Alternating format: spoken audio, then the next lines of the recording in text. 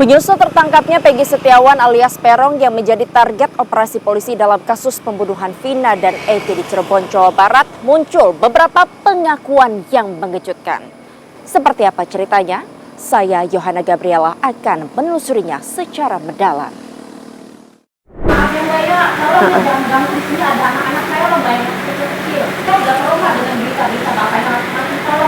Jangan sampai dapat rumah saya.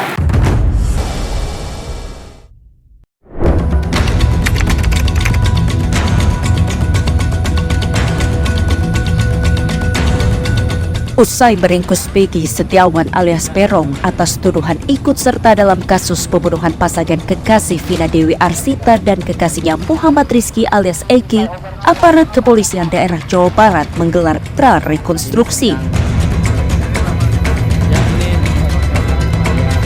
Prarekonstruksi ini digelar di 6 titik, diantaranya di flyover Talun, lokasi eksekusi di Gang Bakti 1, Jalan Saledara, Kelurahan Karangmulya, Kecamatan Kesambi, Kota Cirebon, warung tempat para pelaku biasa kumpul, serta di cucian mobil yang juga berlokasi di Jalan Saledara. Penangkapan Peggy Setiawan dan 8 pelaku lain tak lepas dari peran Aib Rudiansyah, salah satu saksi yang kebetulan ada di sekitar lokasi kejadian. Kalau kita bicara dari otak pembunuhan, saya kurang tahu ya Mbak, otaknya itu siapa, entah itu siapa, saya kurang tahu ya Mbak. Yang jelas di kesaksian itu saya melihat gitu. Saya mengenal wajah, tapi saya tidak mengenal nama. Peggy ada di lokasi pada saat kejadian itu ya? Ya. Saat itu, Aib bersama temannya Dede Riswanto bin Jasmita berada di depan Sekolah Madrasah Alian Negeri 2 Cirebon. Aib dan Dede merupakan salah satu karyawan tempat cucian mobil persis di seberang Gang Bakti 1, tempat Vina dan Eki dieksekusi.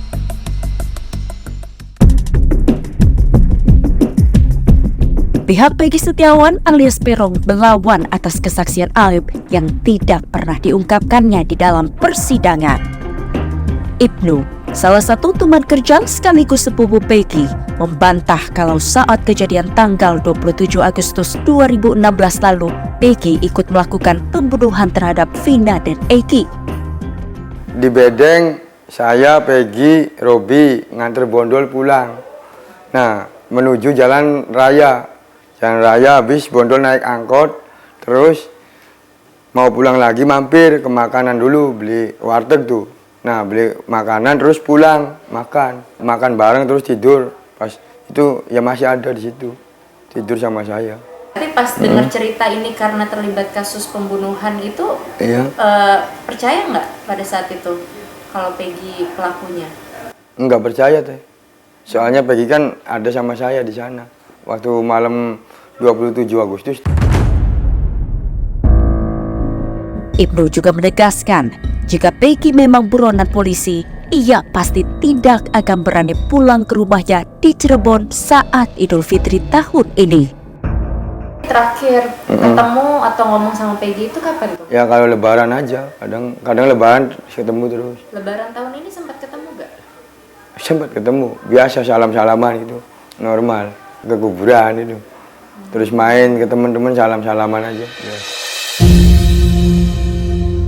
Setali 3 uang, kuasa hukum Peggy Setiawan, Tony RM pun membantah keterlibatan kliennya dalam kasus pembunuhan Vina dan Eki. Diperkuat lagi oleh keterangan Suparman, teman Peggy yang lainnya.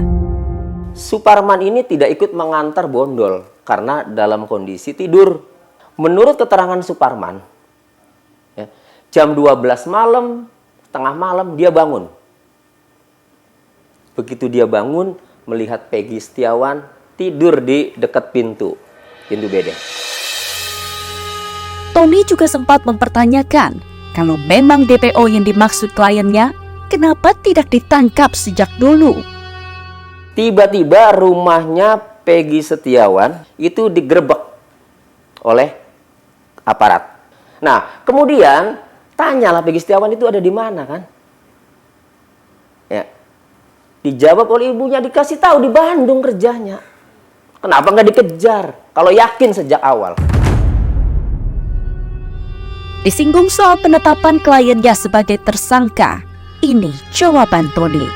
Peggy ditetapkan tersangka itu kan hak penyidik ya. Saya tidak tahu alat bukti apa yang dimiliki sehingga Peggy Setiawan ditetapkan sebagai tersangka. Tetapi saya yakin bahwa Peggy itu bukan pelakunya. Karena pelakunya sesuai dengan DPO penetapan DPO yang dikeluarkan oleh Polda Jawa Barat ya. Namanya itu Peggy alias Peron. Tahun 2016 22 tahun dan tahun 2024 umurnya 30 tahun.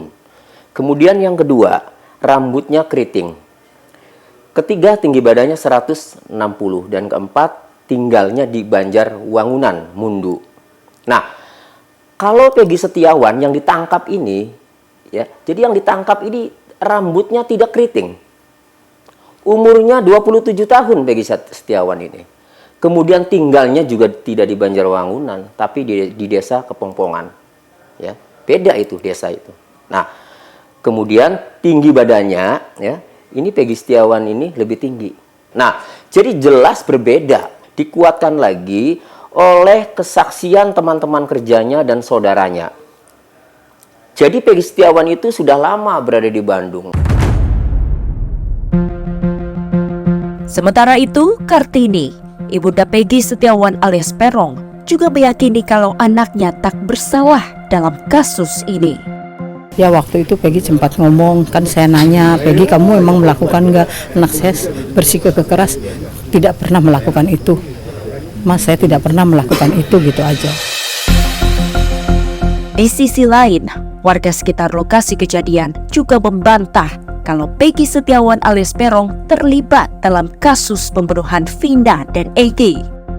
Kang Ferry, ini kan ramai mengenai pernyataan dari AF, sedangkan Kang Ferry ini adalah warga di sini, dan kita juga sempat mendengarkan bahwa ada bantahan-bantahan juga yang disampaikan Kang Ferry. Ini sebetulnya penjelasannya gimana nih, Kang? Ya, kalau penjelasan saya pas si AF itu berstatement bahwasannya dia beli rokok di warung yang memang dilewati korban, lalu dilempari terpidana maksud saya. Nah, di situ saya mulai berontak tuh. Berontak arti kata orang saya setiap malam setiap hari juga beli rokok. Aib bilang kayak gitu, langsung saya tuh mikir warung di mana nih orang nih beli rokok jam 9:30. Di situ saya langsung beberapa hari kemudian saya langsung survei di jam 9:30 yang Aib maksud gitu loh. Maksudnya kalau memang beli rokoknya di sebelah sana, jarak pandang semuanya saya udah analisa semuanya. Dan itu nggak masuk di logika. Bahkan Ferry menilai keterangan Aib didasari oleh rasa dendam kepada Peggy dan terpidana lainnya. 3 minggu atau 2 minggu sebelum kejadiannya kecelakaan Vina sama Egy. Oke, itu gimana tuh kejadiannya? Jadi si Aib itu yang di keterangannya itu pengakuannya, bener nggak kamu punya bawa perempuan? Itu bener, teman saya anak pang, kata si Aib itu bener. Pengakuan dia kayak gitu, terus dia dipukulin, itu bener. Sama Pak RT juga, kenapa? Karena pas digrebek itu ditanyain bahwa perempuan nggak ada, ngotot nggak ada perempuannya. Setelah diperiksa ada. Ferry pun sempat membawa kami ke warung Ibu Nining yang konon biasa digunakan sebagai tempat tongkrongan para pelaku. Karena kan mereka suka gitar-gitaran. Jadi bukan gaduh berisik, tapi gaduh gitaran. Duduknya biasa di sekitar sini. Jadi gini, rumah Ibu Nini ini, jadi kalau udah habis isya kan, kalau jam 9 mah udah tidur, kita pengen beli rokok tuh diketok gitu tuh. Ini nih kalau bisa dibilang mah kantin belakang sekolah. Makanya ini kan sekolah SMP Negeri 11-nya. Ini kantin belakangnya ini. Jadi jualan juga nggak jualan banyak, Indomie goreng, rokok ketengan, sama es. Kasus terbunuhnya Vina dan Egy pada 2016 lalu semakin runyam. Muncul pengakuan selanjutnya dari seorang yang bernama Mel yang mengaku melihat peristiwa pembunuhan Vina dan Egy. Kalau saya masalah Mel mau siapa, saya nggak mau komen. Karena apa? Itu nggak pernah ada di dalam persidangan.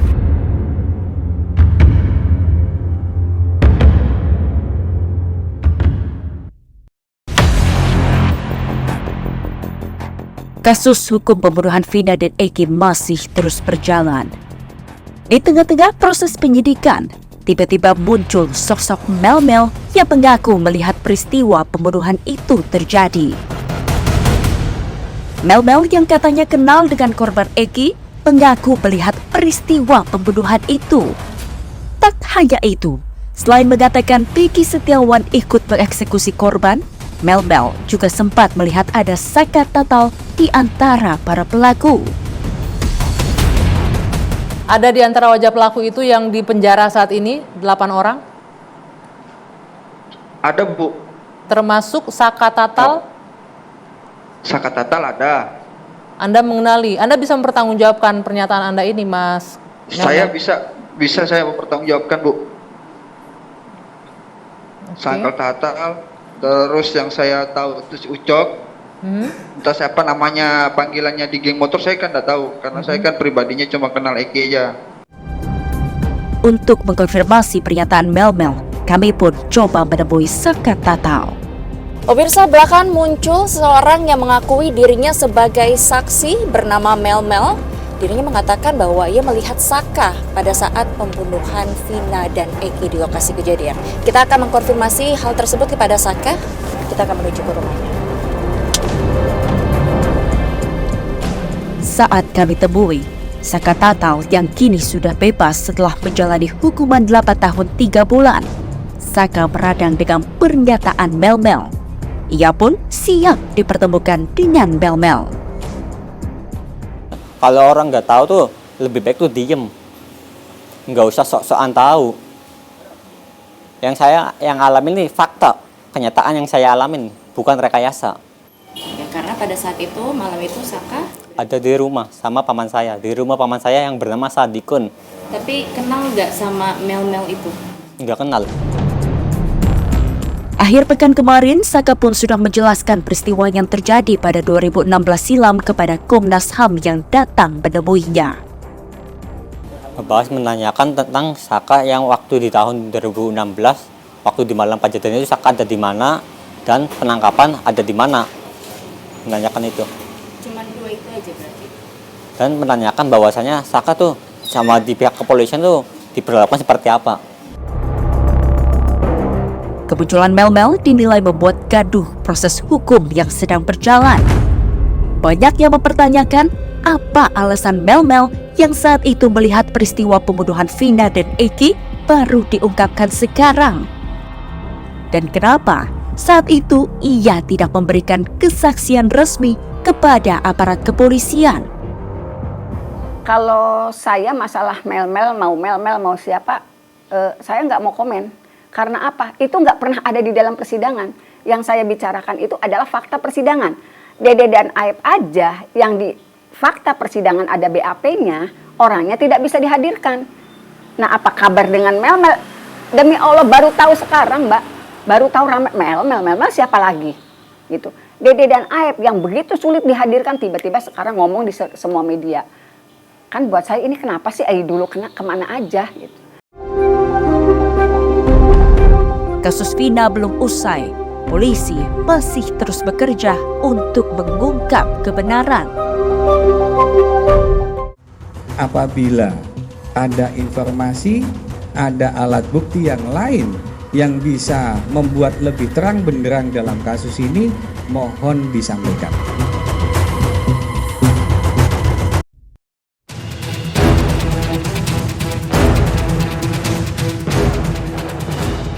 Kasus pembunuhan terhadap Vina dan Eki yang terjadi pada Agustus 2016 silam terus menyita perhatian publik. Dari berita acara pemeriksaan yang sempat kami baca, ada 4 orang yang masuk dalam daftar pencarian orang atau DPO. Mereka adalah Andika yang pada tahun 2016 berusia 23 tahun, Andi 23 tahun, kemudian Dani 20 tahun, serta Peggy alias Perong 22 tahun. Keempatnya merupakan warga desa Pencerwangunan, Kabupaten Cirebon. Namun, dalam pernyataan terakhirnya, polisi menyebut DPO yang terlibat kasus pembunuhan ini hanya 1, yaitu Peggy alias Perong. Dengan demikian, seluruh pelaku pembunuh Vina dan Eki sudah tertangkap semua. Terkait dengan kasus Vina, Polda Jabar sudah bekerja keras untuk bisa melaksanakan kegiatan penyidikan lanjutan tentang kasus tersebut, dan sempat dirilis oleh Kabitumas Polda Jabar bahwa tersangka salah satu DPO sudah diamankan. Apabila ada informasi, ada alat bukti yang lain yang bisa membuat lebih terang benderang dalam kasus ini, mohon disampaikan. Itu artinya bahwa kita membuka diri apabila memang ada informasi dan alat bukti lain yang bisa diberikan kepada kepolisian sebagai informasi tambahan untuk mengungkap kasus ini.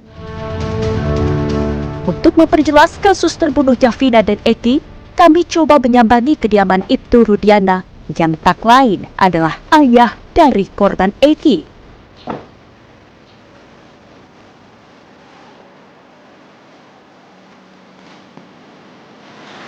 Assalamualaikum. Assalamualaikum. Saya dari TV One, Ibu. Mau izin ketemu Pak Rudiana. Oh iya. Oh iya.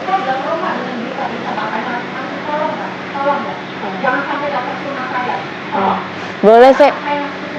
Oh, boleh izin di luar Ibu, mungkin sebentar.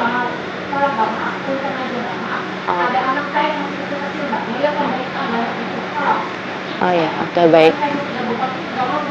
Oh ya. Terima kasih ya Bu ya. Oke, baik. Terima kasih Bu. Ya, izin Bu, terima kasih.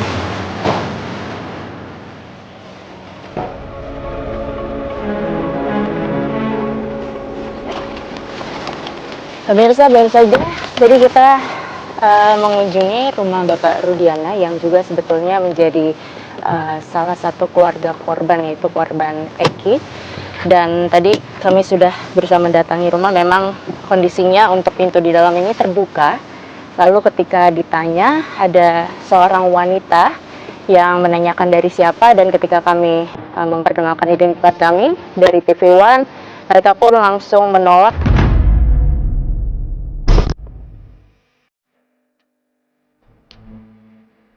Selain ke rumah orang tua Eki, kami juga mencoba untuk menyambangi tempat tinggal Dede Riswanto bin Jasmita, teman aib sesama karyawan tempat pencucian mobil yang menjadi saksi kunci kasus ini.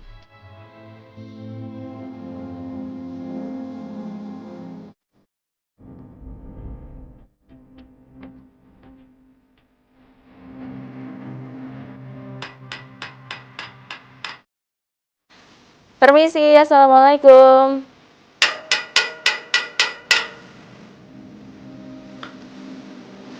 Pemirsa, kami mencoba untuk memanggil Dede yang merupakan salah seorang saksi atas kasus pembunuhan terhadap Vina dan Eki. Namun nampaknya belum ada jawaban atau sepertinya rumahnya kosong. Sayangnya, kami tak berhasil menemui Rudiana dan Dede.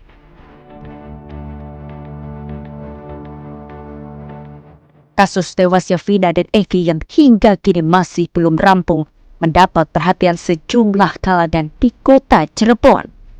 Sebagai rasa simpati, hari ini pegiat sosial dan masyarakat Cirebon melakukan tabur bunga di lokasi kejadian tempat jenazah Vina dan Eki ditemukan. Kita harapkan bahwa pihak kepolisian dapat mengusut tuntas kasus ini.